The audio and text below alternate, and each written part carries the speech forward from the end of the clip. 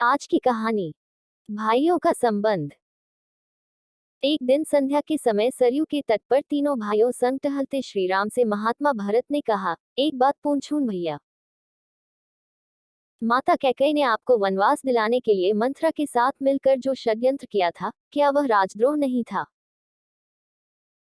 उनके षड्यंत्र के कारण एक ओर राज्य के भावी महाराज और महारानी को 14 वर्ष का वनवास झेलना पड़ा, तो दूसरी ओर पिता महाराज की दुखद मृत्यु हुई। ऐसे षड्यंत्र के लिए सामान्य नियमों के अनुसार तो मृत्युदंड दिया जाता है, फिर आपने माता कैकेयी को दंड क्यों नहीं दिया? राम मुस्कुराए, बोले, जानते हो भरत, किसी कुल में एक चरित्रवान और धर्मपरायण पुत्र जन्म ले ले तो उसका जीवन उसके असंख्य पीढ़ी के पितरों के अपराधों का प्रायश्चित कर देता है। जिस माँ ने तुम जैसे महात्मा को जन्म दिया हो, उसे दंड कैसे दिया जा सकता है? भरत भरत संतुष्ट नहीं हुए। कहा, यह तो मोह है भैया, और राजा का दंडविधान मोह से मुक्त होता है। एक राजा की तरह उत्तर दीजिए कि आपने माता को दंड क्यों नहीं दिया। समझिए कि आपसे यह प्रश्न आपका अनुज नहीं, अयोध्या का एक सामान्य नागरिक कर रहा है। राम गंभीर हो गए। कुछ क्षण के मौन के बाद कहा, अपने सगे संबंधियों के किसी अपराध पर कोई दंड न देना ही इस सृष्टि का कठोरतम दंड है भरत। माता कैकेयी ने अपनी एक भूल का बड़ा कठोर दंड भोगा है।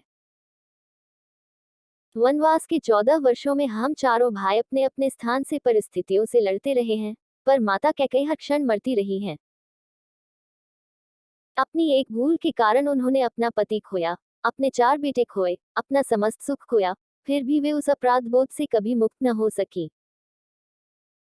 वनवास समाप्त हो गया तो परिवार के शेष सदस्य प्रसन्न और सुखी हो गए, पर वे कभी प्रसन्न न हो सकी। कोई राजा किसी स्त्री को इससे कठोर दंड क्या दे सकता है? मैं तो सदैव यह सोचकर दुखी हो जाता हूँ कि मेरे कारण अनायास ही मेरी माँ को इतना कठोर दंड भोगना पड़ा। राम के नेत्रों में जल उतर आया था, और भरत आदि भाई मौन हो गए थे। राम ने फिर कहा, और उनकी भूल को अपराध समझना ही क्यों भरत? यदि मेरा वनवास न हुआ होता तो संसार भरत और लक्ष्मण जैसे भाइयों के अतुल्य भ्रातृप्रेम को कैसे देख पाता?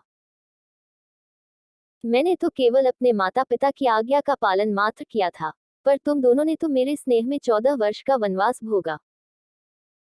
वनवास न होता तो यह संसार सीखता कैसे कि भाइयों का संबंध होता कैसा है? भरत के प्रश्न मौन हो गए थे। वे अनायास ही बड़े भाई से लिपट गए। पाए खुशियां अपार, गाय पाले अपने द्वार, सदैव प्रसन्न रहे ये, जो प्राप्त है पर्याप्त है। ओम शांति।